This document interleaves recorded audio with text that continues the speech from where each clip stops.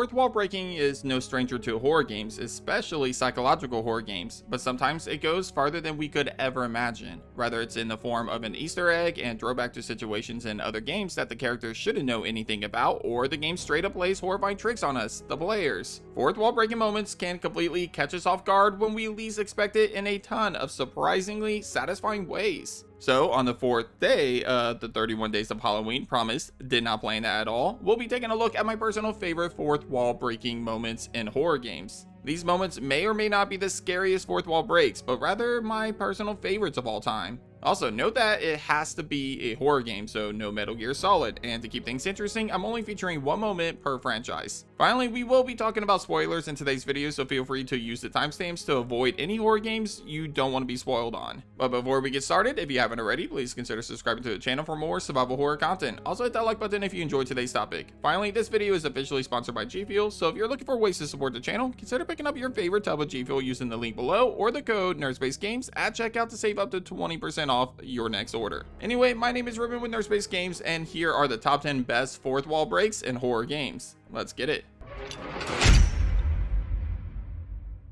Number 10, Stop Looking at Me, Dead Space 2. The Dead Space franchise isn't really known for breaking the fourth wall. Well, that is except for Dead Space 2, courtesy of a single, disturbed, and kind of crazy individual by the name of Strauss. In fact, every fourth wall break in this game is because of this guy, as he makes direct contact with the player and addresses you in a few different instances. My personal favorite moment though has gotta be when he completely just loses it on us. At one point, Strauss breaks down and looks past Isaac and directly at us, in which he screams, "Stop looking at me."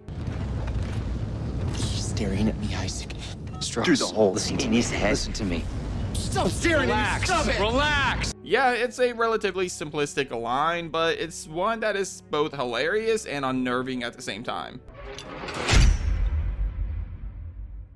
Number 9, This Isn't Right, Luto. The most recent example of a horror game breaking the fourth wall that I can think of is Luto, a brand new psychological horror game that came out this past summer. The game features a narrator that, well, narrates the story as the protagonist makes his way through his own house over and over and over again. However, after a while, the protagonist slowly begins to find a way out of the loop, and as he does, the narrator becomes more and more frustrated until one extremely shocking moment, when he straight up says, "This isn't right," and closes the game and uninstalls it. Stop.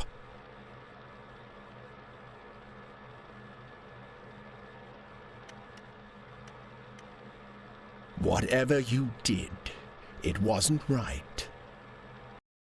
Yeah, he literally, or it literally uninstalls the game. For the record, this is on the Steam port, so I'm actually pretty curious as to how the console version of the game handles this moment, but regardless, this moment completely blew me away and set the tone for the rest of the story, which, by the way, is a complete mindfuck. Side note though, Luto breaks the fourth wall multiple times, from commenting on you pausing the game to making eye contact with you versus the protagonist.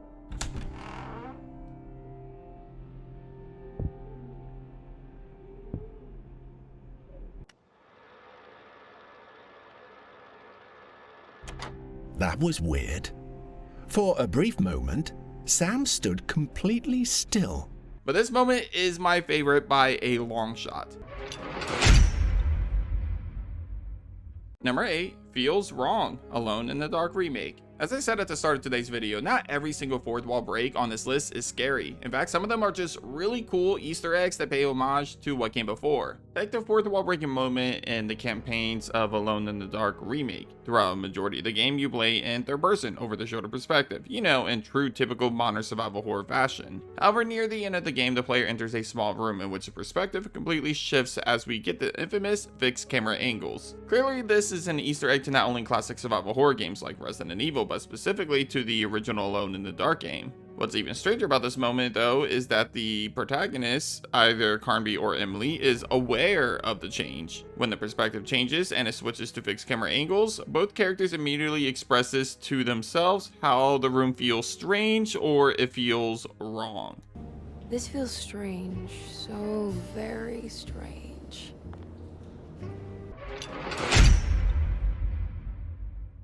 Number 7, the heart of the cards, Inscryption. Daniel Mullins is an indie developer who is pretty infamous for breaking the fourth wall in his horror games. In fact, not one, but 2 of his games have moments up here on today's list. The first one being from his more recent game, Inscryption. What starts off as a roguelike deck builder turns into one of the most eerie horror games of this generation, as the story not only breaks the fourth wall to interact with a content creator named Luke, but even breaks the fourth wall more to interact with you, the actual player. In fact, it does this multiple times, and it even somehow makes you playing the game as a fourth wall breaking moment itself. Yeah, I know, kind of confusing when I say that out loud, but regardless of all the moments in this game that break the fourth wall, my favorite is easily the moment that the game uses your friends list to make things slightly more interesting. While it's not the first time that a Daniel Mullins game did something like this, it is done differently this time around, as one of the enemies of the game that you duel against turns your friends list into cards to use against you. Yeah, meaning in order for you to beat this guy, you need to destroy your friends. Kind of dark, right?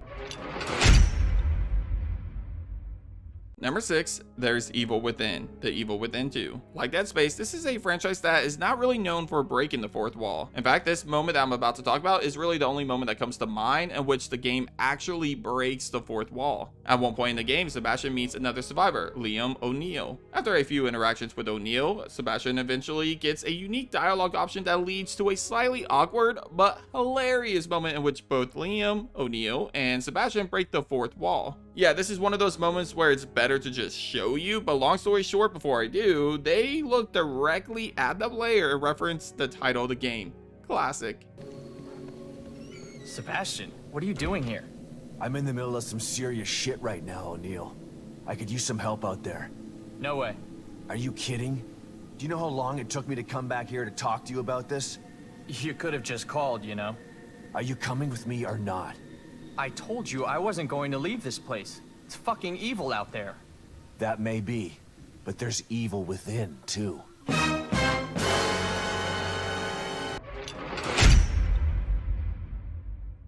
Number 5, your computer belongs to the game. I'm scared. Okay, so I know this list is about the best fourth wall breaking moments in horror games, but honestly, I'm Scared is basically one giant fourth wall breaking moment in the form of the game itself. Yeah, the entire game itself is one massive fourth wall break, as it'll break the fourth wall multiple times to help the player progress the story. If I had to pick a single moment though, I'll go with the first time you beat the game. After bringing the pulsating heart to the exit door, the game appears to be over and closes out of the game and goes back to your desktop. However, out of nowhere, there's a horrifying jump scare, and immediately following the jump scare, a new file appears in the I'm Scared folder, pretty much apologizing for the fact that the game can't let you go yet. Yeah, it's pretty fucking insane. The worst part is that the game continues to get crazier and crazier as it plays tricks on your desktop by creating and deleting files, making the entire game one giant fourth wall breaking experience. Still, that first time is clearly the most memorable in my opinion.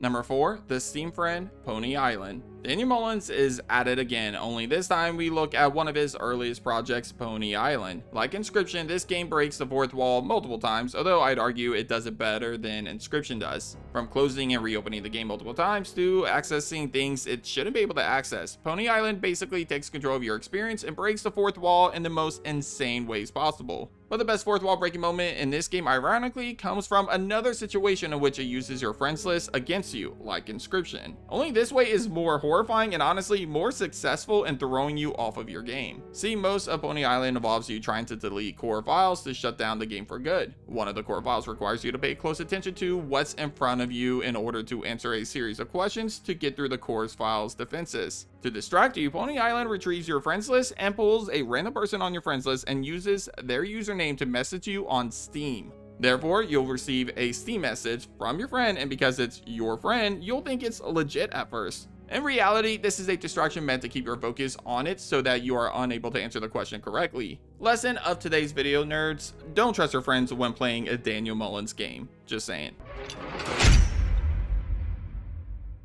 Number 3, Heather Shades James, Silent Hill 3. To understand this one, you first have to understand the scene that takes place in Silent Hill 2. At one point, James comes across a flooded toilet with, well, let's just say that's not water in this toilet. Unfortunately, there's a key item that James needs to get out of here, so for that reason, he sticks his hand into it in one of the most disgusting moments of the game. The funniest thing about this scene is that there wasn't anything that told James to look here, so the fact that he did it expecting to find something useful is kind of honestly insane. Well, apparently Team Silent and the protagonist of the third game, Heather Mason, thought so as well. At one point in Silent Hill 3, Heather comes across a toilet that is flooded with nasty stuff in it. When the player tries to investigate it, Heather slowly moves towards it only to immediately pull away from it. Then she looks at the camera and literally mocks James and any player that played Silent Hill 2 and forced James to look through the toilet. Heather, you're a badass. Don't ever forget that.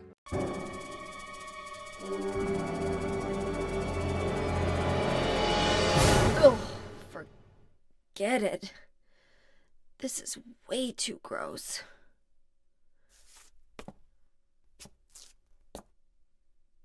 Who would even think of doing something so disgusting?